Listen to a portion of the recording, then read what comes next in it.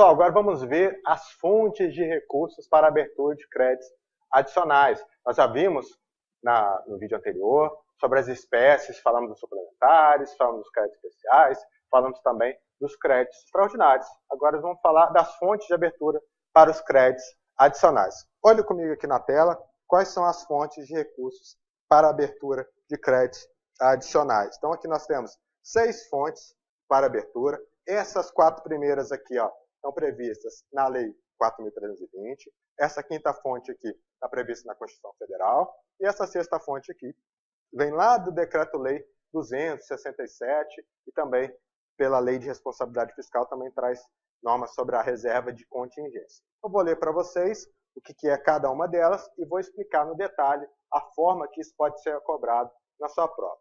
Primeira delas, superávit financeiro apurado em balanço patrimonial do exercício anterior. A segunda, excesso de arrecadação. A terceira, anulação total ou parcial de dotação. A quarta, operações de crédito. A 5, o que a gente chama de recursos sem despesas correspondentes. E a 6, reserva de contingência. Então vamos ver agora cada uma delas. A primeira delas, pessoal, se a gente fosse explicar isso aqui a fundo, precisaria dar aula para vocês de contabilidade pública. Mas eu vou direto ao ponto no que pode ser cobrado na prova de vocês. Olha, superávit financeiro apurado em balanço patrimonial. Cuidado com isso aqui, que na contabilidade pública existe também o balanço financeiro. Então as bancas tentam confundir. Como a gente fala aqui em superávit financeiro, tenta confundir vocês e coloca também que é apurado no balanço financeiro. Não, superávit financeiro é apurado no balanço patrimonial. E para se caracterizar como uma fonte de abertura de crédito adicional, tem que ser apurado no exercício anterior. Então essa é a primeira fonte de recurso. O que significa isso? O máximo de aprofundamento que a gente vai ter aqui, pode aparecer na sua prova, é o conceito de superávit financeiro, que é a diferença positiva. Por que a diferença positiva? Se for negativo, não era superávit, seria déficit. Entre o ativo financeiro e o passivo financeiro, aqui a gente não precisa aprofundar o que é o ativo financeiro e o que é o passivo financeiro.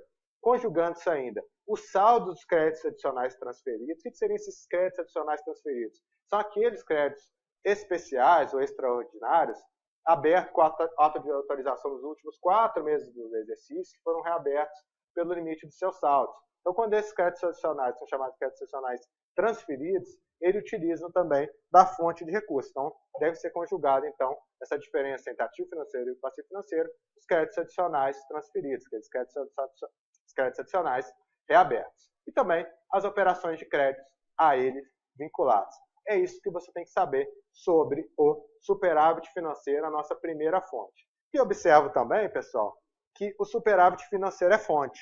Mas cuidado que o déficit financeiro não é abatido das fontes. O que significa isso? A gente vai ver que a próxima fonte aqui é excesso de arrecadação. Vamos imaginar que a gente tenha excesso de arrecadação por um lado e tenha déficit financeiro do outro. Significa, então, que se eu tenho excesso aqui e déficit ali, eu tenho que abater, eu tenho que descontar? Não. Claro, pessoal, que no âmbito do governo como um todo, ele vai avaliar se está tendo déficit, se tem excesso de arrecadação de um lado, mas não obrigatoriamente. Então, como a regra aqui, não é necessário que, não é o caso de abater de outras fontes o déficit. Mas se tem superávit, pode ser utilizado como fonte de recurso para abertura de créditos adicionais. A segunda fonte é o excesso de arrecadação. O que é o excesso de arrecadação? É você pega só apenas a parte da receita da lei orçamentária anual. A receita ela é prevista. Imagine que uma determinada fonte foi previsto 1 milhão. Mas constatou-se que vai arrecadar 1.100.000. Então, se previu 1 milhão e vai arrecadar 1.100.000, nós temos um excesso de arrecadação de 100. Isso que é o excesso de arrecadação. Só que esse excesso de arrecadação para ser utilizado na lei orçamentária anual precisa também considerar a tendência do exercício, ou seja, a tendência até o final do ano. Vamos ver o conceito aqui para vocês entenderem melhor. O que é o excesso de arrecadação? Saldo positivo, tem que ser positivo, porque se for negativo não vamos ter excesso de arrecadação. Das diferenças acumuladas mês a mês entre a arrecadação prevista, por exemplo, a arrecadação de 1 milhão, e a realizada. Realizada pode ser realizada 1.100.000. Então teve um saldo positivo, é o excesso de arrecadação. Considerando-se ainda a tendência do exercício. Por que fala em tendência? Vamos imaginar aqui novamente a nossa universidade, que ela tem um vestibular no meio do ano. Então estava previsto na LOA que ela arrecadasse 300 mil. Tá? Números bastante hipotéticos, tá, pessoal? só para facilitar a nossa conta. 300 mil. Mas no final do ano, vestibular do final do ano, ela estava prevista arrecadar 700 mil, que é um vestibular com mais vagas, com mais inscritos. Só que chegou no meio do ano, ela arrecadou 330 mil, teve mais alunos que o esperado. Então ela já arrecadou 30 mil, 10% a mais. Não é nenhum absurdo a gente supor que a tendência do exercício é que aqui também tem uma arrecadação de 770, que aumente também em torno de 10%. Então, no final da nossa conta aqui, ó, na verdade, uma previsão que era de 1 milhão passou a ser uma previsão de 1 milhão e 100 mil. Então, na verdade, pode-se abrir um crédito utilizando como fonte excesso de arrecadação, não só os 30 mil, porque a tendência do exercício mostra que, na verdade, nós vamos ter 30 mais 70 e poderemos abrir um crédito com a fonte excesso de arrecadação no valor de 100 mil, que é a tendência do exercício. Isso que é a tendência do exercício. Ah, professor, eu poderia abrir então só 30 mil e deixar depois para ver se vai se concretizar os 70? Poderia, mas imagine que isso aqui é no final do ano, em dezembro. Pode ser que não dê tempo. Chega no final do ano, você vai verificar que vai ter uma arrecadação maior, não vai dar tempo mais de utilizar a sua fonte excesso de arrecadação. Por isso que é calculado a tendência do exercício. Por outro lado também, imagina que uma determinada conta, num cálculo um pouco mais complicado, verifica que teve uma arrecadação a mais de 10 mil. Mas verificou-se na projeção que no final do ano vai ter um déficit de menos 20 mil, por outras contas, por outros cursos talvez, ou outro cálculo não tão simples como aquele, que no final do ano a tendência é que tenha uma queda de 20 mil. Então não vou poder abrir esse crédito de 10 mil, porque a tendência do exercício não vai confirmar o nosso excesso de arrecadação. Do excesso de arrecadação, deduz-se-á a importância dos créditos extraordinários abertos no exercício. Vamos dar aquele nosso primeiro exemplo lá da nossa universidade, que a gente constatou que, considerando a tendência do exercício, nós vamos ter 100 mil de fonte de excesso de arrecadação, que a gente constatou nos dois vestibulares. Mas a gente já sabia, já é conhecido que foi aberto um crédito extraordinário com indicação facultativa da fonte, não foi indicada a fonte, de 20. O que esse dispositivo está falando? Ó, que do excesso de arrecadação, ou seja, desses 100 mil, deduz-se a importância dos créditos extraordinários. Deduz-se os 20 mil abertos no exercício. Então, na verdade, só poderia ser utilizada 80 mil para a abertura desse crédito utilizando o excesso de arrecadação. Por quê? Porque foi descontado os créditos extraordinários abertos sem indicação da fonte. Bom, eu faço duas críticas a esse dispositivo, tá, pessoal? A primeira delas é que abrir um crédito extraordinário sem indicação de fontes, se eu tiver um superávit financeiro, ele não desconta. Se eu tiver qualquer outra fonte, ela não é descontada. A única fonte que é descontada é o excesso de arrecadação. Então, se nesses 100 mil que eu dei o exemplo para vocês, em vez de ser de excesso de arrecadação, fosse de superávit financeiro, eu permaneceria tendo 100 mil para o superávit financeiro. Por quê? Porque só apenas do excesso de arrecadação é que deve ser abatido eventuais créditos extraordinários abertos. Essa é a primeira crítica. Só cabe para excesso de arrecadação, é isso que tem que se levar para essa prova. A segunda é que aqui, na legislação, ele fala simplesmente em créditos extraordinários. Mas a gente sabe que a indicação dos créditos extraordinários é facultativa, mas muitas vezes ocorre a indicação. Então, se ocorre a indicação da fonte de recursos, não há que se falar em abater, em compensar com excesso de arrecadação. Vamos imaginar aqui, nesse mesmo exemplo aqui, ó, tem um excesso de arrecadação de 100 mil. Eu abri um crédito extraordinário de 20 mil. Mas eu indiquei as fontes de recursos, eu já utilizei alguma fonte. Então, nesse caso aqui, eu continuo tendo 100 mil. Não faz sentido eu fazer esse abatimento. E na Lei 4.320 não está escrito isso, mas deveria. Ó, a importância dos créditos extraordinários abertos no exercício deveria continuar aqui, ó, cujas fontes não foram indicadas as fontes de recursos. E é isso que você tem que levar para a sua prova. Tá? Você só vai descontar da excesso de arrecadação e só vai descontar se esses créditos extraordinários não indicarem as fontes de recursos.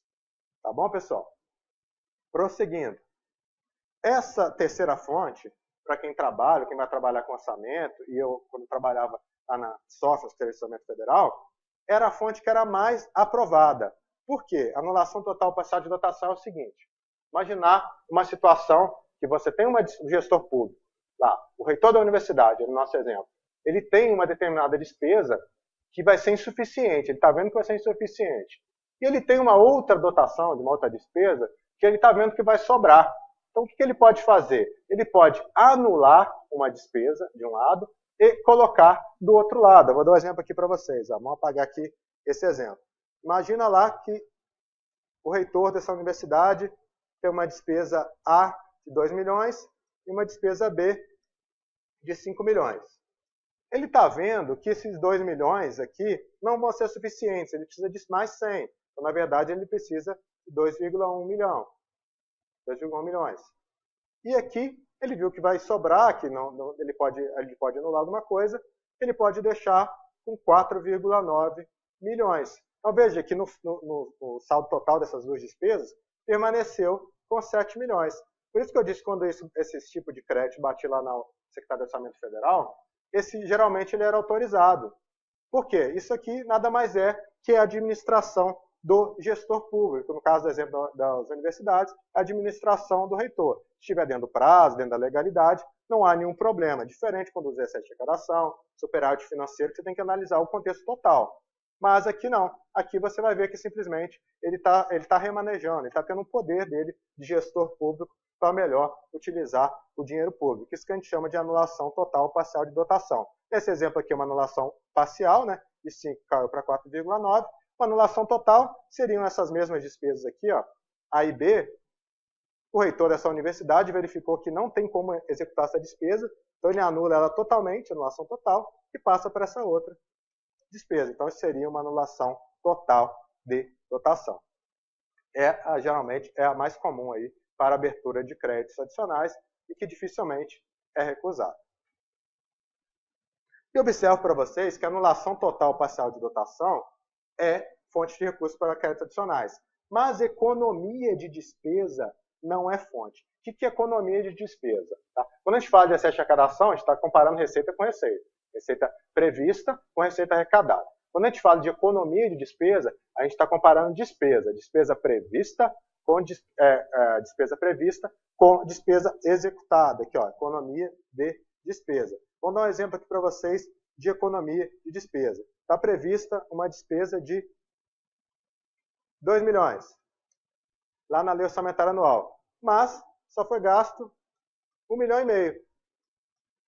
Então, lá na LOA está 2 milhões, mas na hora de empenhar, ser efetivamente realizada, foi só gasto 1,5 milhão.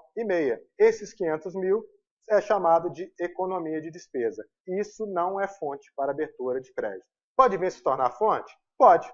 Basta que para isso, esse valor de 2 milhões pode ser anulado, né? Aí é diferente, anulação de dotação, e esses 500 mil aqui que sobrou, ir para outra despesa. Aí sim. Mas isso não é economia de despesa, isso é anulação total parcial. A simples economia, ou seja, gastar menos do que está previsto na LOA, não é fonte para abertura de créditos adicionais. Então, pessoal, a gente está aprofundando o máximo para você não errar nada que apareça na sua prova. Chegamos agora no 4, que são as operações de crédito. Na Lei 4.320, está escrito lá, operações de crédito que possibilite ao Poder Executivo, possibilite juridicamente ao Poder Executivo que sejam executados. Por que fala isso, juridicamente seja possível ser executada? O que é uma operação de crédito? É um empréstimo, é um financiamento. Imagina que tem um empréstimo para a construção de um hospital. Então, esse recurso vai vir e vai ter que ser aplicado no hospital. Pode ser utilizado para abertura de créditos para a construção desse hospital? Pode sim, é uma das fontes, operações de crédito. O que não pode é pegar essa fonte que era para um hospital e arrumar uma estrada, por exemplo, fazer a manutenção de uma estrada.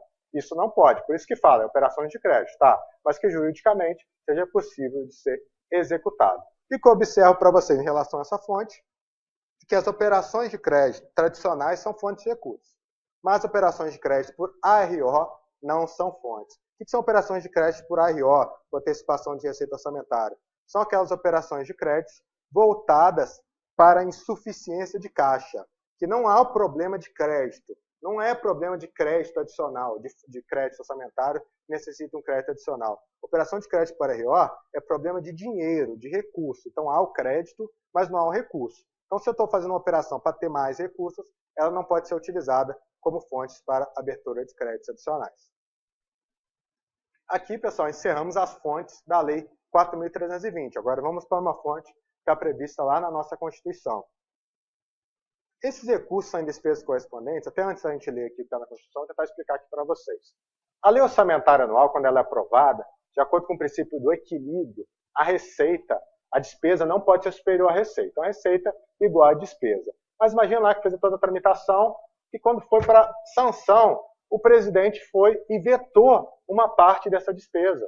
Ele vetou lá um valor de 10 milhões na Lei Orçamentária Anual. Então, imagina, se a receita é igual à despesa e teve um veto de uma parte da despesa, repare que a receita vai estar maior que a despesa. A isso nós chamamos de recursos sem despesas correspondentes.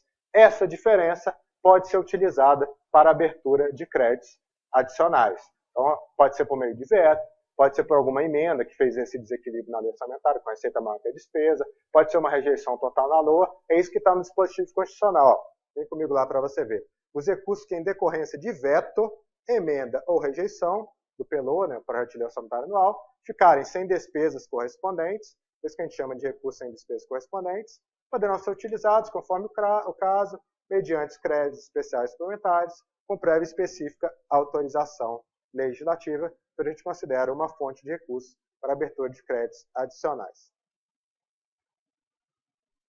E, finalmente, nós temos também a reserva de contingência. A reserva de contingência, pessoal, ele é muito parecido com essa aqui, ó, com a anulação total ou parcial de dotações. Alguns autores colocam até a reserva de contingência dentro dessa anulação total ou parcial de dotações, que também não estaria errado. Eu gosto de destacar ela aqui separadamente, porque o que acontece? A reserva de contingência, ela faz o seguinte, você tem a lei orçamentária que eu expliquei, receita é igual a despesa.